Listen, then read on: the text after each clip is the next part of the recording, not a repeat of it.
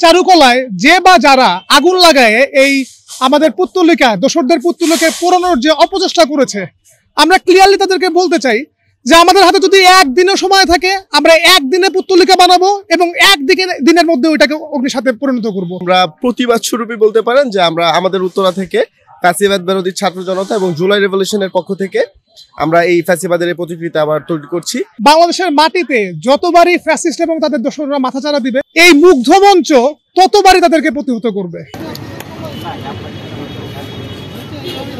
দেখেন, আমরা এখন দাঁড়ায় আছি যে জায়গাটা, সেটা হচ্ছে শহীদ মীর মুগ্ধ মঞ্চ।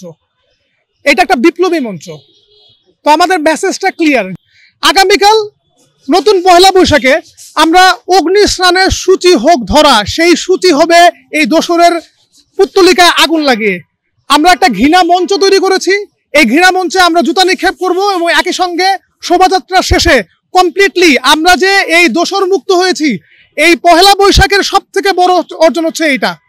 এবং আমরা আমাদের শোভাযাত্রা শেষে এই পুত্তলিকার গায়ে আগুন লাগিয়ে অগ্নিস্নানের সূচি করার মাধ্যমেই এই আমাদের কার্যক্রমকে শেষ করব।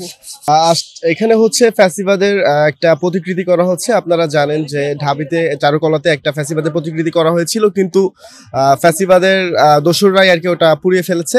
তো সেই সুবাদে আমরা প্রতিবাদ স্বরূপই বলতে পারেন যে আমরা আমাদের উত্তরা থেকে ফ্যাসিবাদ বিরোধী ছাত্র জনতা এবং জুলাই রেভলিউশনের পক্ষ থেকে আমরা এই ফ্যাসিবাদের প্রতিকৃতি আবার তৈরি করছি।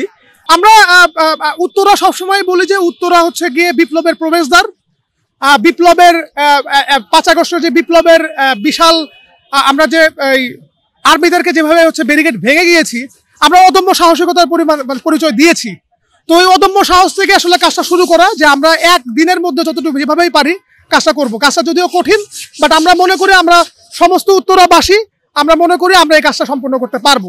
যেহেতু ফ্যাসিবাদের দোসররাই একটা চ্যালেঞ্জ আমাদের দিকে ছুড়ে দিয়েছে, দ্যাটস ওয়াই আমরা আর কি চেষ্টা করছি যে না, চ্যালেঞ্জটা নিয়ে নিয়েছি এবং চেষ্টা করবো ইনশাল্লাহ আমরা তার আগে শেষ করতে কাজটা। ফ্যাসিবাদের বিরুদ্ধে সর্বদা আমরা জিরো টলারেন্স। তাদেরকে একটা কথাই বলতে চাই যে ভাই, আমাদেরকে চ্যালেঞ্জ দিয়েন না, আমরা সমস্ত চ্যালেঞ্জ নিতে প্রস্তুত আছি। আপনারা আমাদের দিকে ইট মারলে আমরা পাটকেল ছুঁড়ে মারবো। জি, কাল রাতে আমি 2:30টার দিকে আমার ফোনে কয়েকবার 4টা বা 5টা কল আসছে। সেই কলগুলোতে আর কি মানে বিদেশি নাম্বার ছিল নাকি এটা আমি জানি না, ফেক নাম্বার। ওইখান থেকে আমাকে কল দিয়ে হত্যার হুমকি দেওয়া হয়েছে এবং আমার ফেসবুক অ্যাকাউন্টে পর্যন্ত হিট করেছে, তারা বিভিন্ন অ্যাকাউন্ট দিয়ে হিট করেছে। তো এই সবে ভাই আসলে দেখেন, আমরা আন্দোলনের টাইমেই মারা গেছি, আমাদেরকে হত্যার হুমকি দেখায় কোনো লাভ নেই। আমরা মরে গেছি অলরেডি একবার। এখন যে লাইফটা পার করতেছি এটা বোনাস আমাদের জন্য। হ্যাঁ, বিশেষ করে আইন শৃঙ্খলা বাহিনী আমাদেরকে প্রচুর সহযোগিতা করতেছে। বিশেষ করে আমাদের পশ্চিম থানা যে আছে, পশ্চিম থানার ওসি হাফিজ স্যার সে আমাদেরকে প্রথম থেকে অনেক হেল্প করতেছে এবং আমাদের যে আর্মি ক্যাম্প আছে, আর্মি ক্যাম্প থেকেও আমাদেরকে হেল্প করছে। আমরা প্রশাসনের সর্বোচ্চ সাহায্য পাচ্ছি।